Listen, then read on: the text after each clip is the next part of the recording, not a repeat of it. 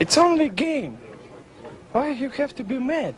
What is up, heroes of Dominion? My name is Charlie. This is Hero Wars Central, and in today's video, I want to talk a little bit about the best way to level up your heroes. And this is going to be through the lens of the newly introduced higher artifact cap for Hero Wars Dominion era. It was level 100 with orange artifacts, and now the cap is level 130 with red artifacts. All right, so we're going to think about this regarding that, but you could take this same strategy and affect it across anything else: skin stones or sparks of power, glyphs.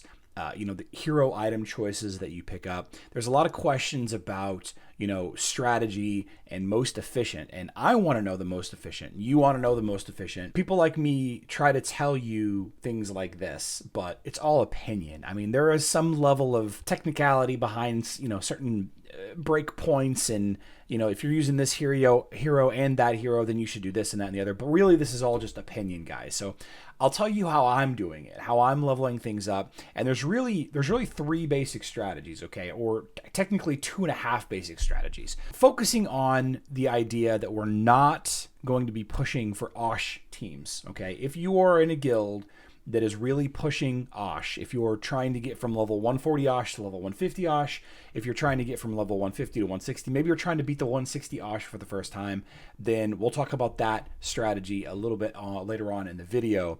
But basically, the main strategy that I typically have always followed is to level up your tank first. Okay, now the idea behind this, and again, opinion, the idea behind this is that the majority of people are going to level up their favorite hero, which is often a damage dealer hero. A lot of people pick a damage dealer and then build the team around that. And it's just a psychological thing. Not everybody does this. Some people's favorite hero is a tank. Some people's favorite hero is a healer, right? But you're often going to see teams built around that core hero. So that's the other strategy. We'll talk about that in a second. Taking the tank strategy. Why the tank strategy? If you have a strong enough tank, everybody behind them doesn't necessarily die, right? In a general purpose fight in the arena or grand arena, guild war, all of that, if your tank is underleveled, he dies fast, and then the rest of your team kind of follows suit. You have the artifact weapon mitigations that, the majority of tanks provide some kind of damage mitigation. I think with the exception of Julius and Galahad, who provides critical hit and physical attack respectively. Most tank heroes provide either armor or magic defense or dodge, right? And there are, like I said, there are some exceptions, but if you don't have this tank and his abilities and his artifacts to keep the rest of your team alive, then you've got a weak front end. Now, how high to level him up? I've always been of the argument that you want to level up your tank to the point that he's able to survive on the average fight that team is supposed to beat. Now, every team is not made equal, all right? Astaroth plus Kark, for example, is really bad against certain teams, okay? And there are certain teams that target backline heroes first and midline heroes first. But if your tank, on average, is surviving the majority of the fight and is not the first one to die, you've probably hit the point that you're done leveling your tank for a while. You're going to want to come back to your tank eventually, but you're good for now, right? Now, the second strategy that a lot of people will implement, and this is the strategy that I'm personally following because of the level that my account is at, okay? All of my tanks are already at a point that they can survive most fights, no problem. So I've chosen my favorite hero, which, by the way, is not the best hero.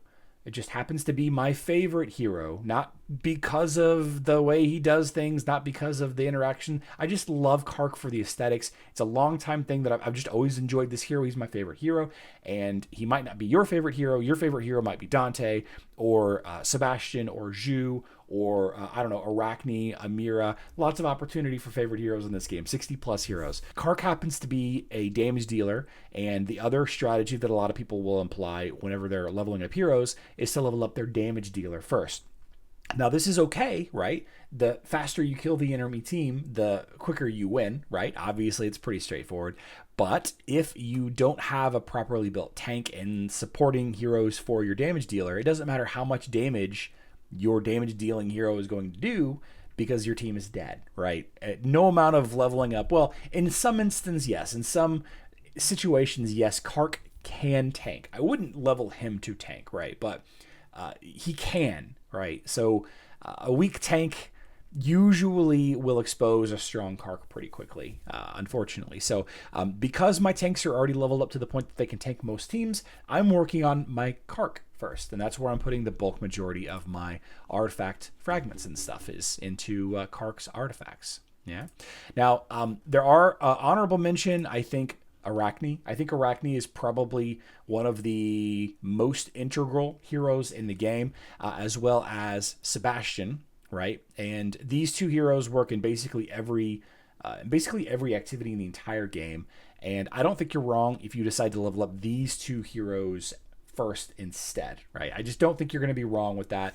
But ultimately, guys, this game isn't measured in days or weeks. It's measured in months and years, okay? So the amount of time and effort you put into your team isn't going to be quick unless you're spending that money. And if you're spending that money, then you probably aren't going to get much value from this video anyway, right? So honorable mention for those two and maybe a couple more, and away you go. Now, the reason why a hero like Dante, let me find Dante. Dante, I want to spend a second to talk about. The reason why Dante is so popular is because he provides that damage dealing role, right? Big damage numbers, killing heroes really fast, but he can also be an adequate tank. He can also be an adequate tank. And you see Dante tank on defense and use him a lot on offense whenever you're attacking, enemy teams.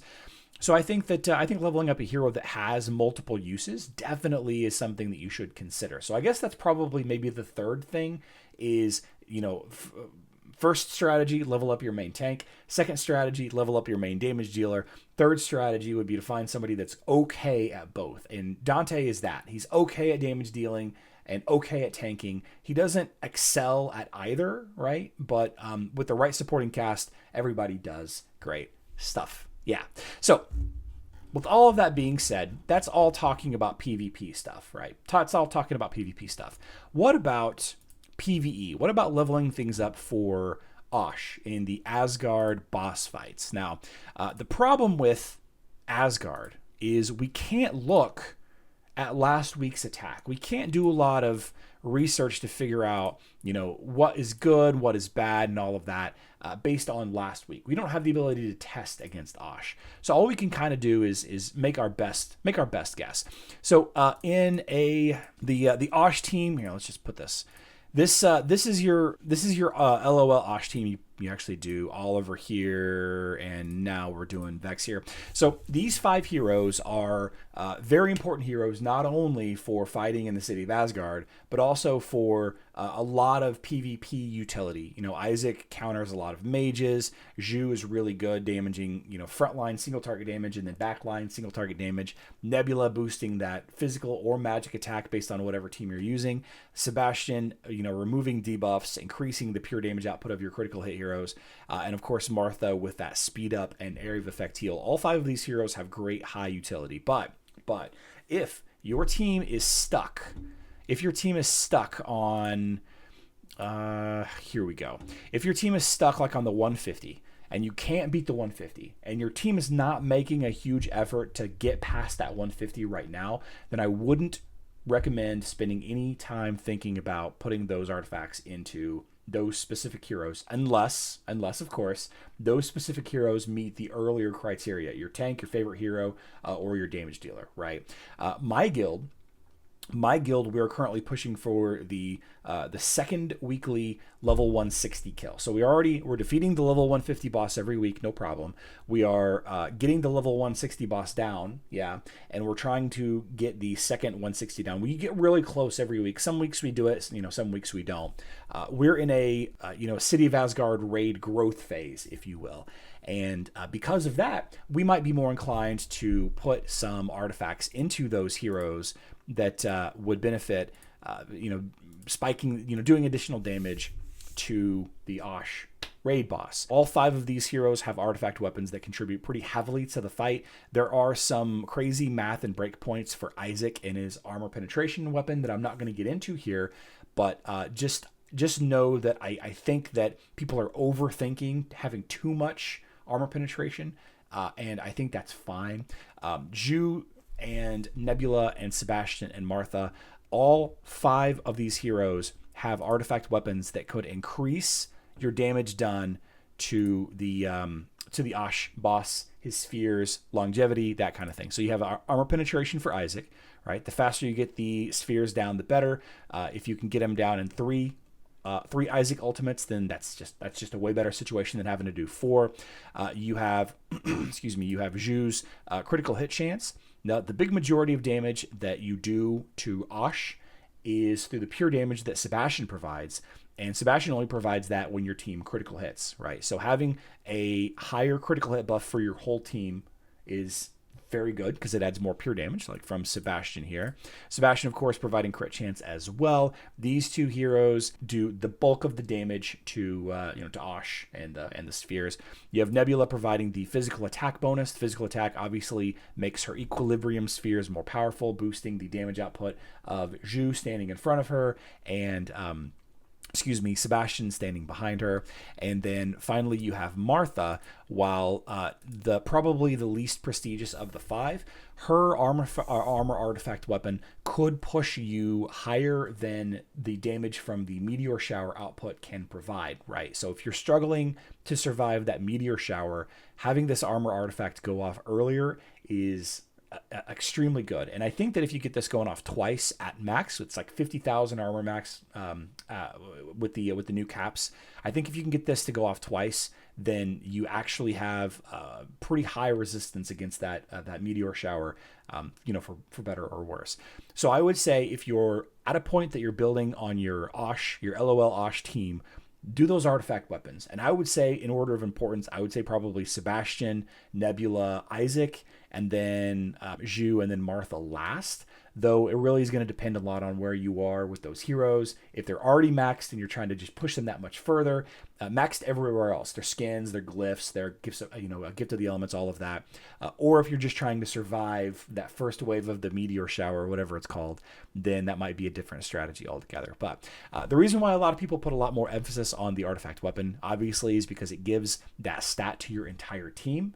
Right? And so the caveat to that, if armor, for example, doesn't really help your team much, for me, physical attack doesn't really help my team that much. My Kark team, the heroes that I put with Kark, that boosts to physical attack, it doesn't help a ton because I pair him with, mage damage dealers, control support heroes, heroes that do gain some benefit from physical attack, but not really that much. So that's why in this instance, I'm focusing on his book instead. But usually you're going to want to focus on that artifact weapon first, especially in an event like Legacy of the Great Ones, which is unfortunately over. We have one last day to buy the resources from the shop. If you've been thinking about what to buy, hope this video has been helpful for you on deciding when and where and how to spend those resources. But we'll have another Legacy of the Great Ones event. I'm sure we'll talk about this again. I will tell you personally, I'm leveling up Kark, and then I'm going to level up my tank of choice, which I'm not sure who that's going to be, either Corvus, Astaroth, or Mushy and Shroom, leaning towards the fungus. And then I'm going to work on my Osh team, and then we'll kind of go from there. But see, I'm in a special situation in that a lot of my heroes are already at level 100 artifacts. A lot of my heroes are already at level 100 artifacts. So I'm already at a point that they're very good. Those red artifacts are going to make them great. Hope everybody's having a fantastic day. Don't forget we live stream at 12 p.m. Central Time, 5 p.m. UTC. I love you all. Good luck in Dominion.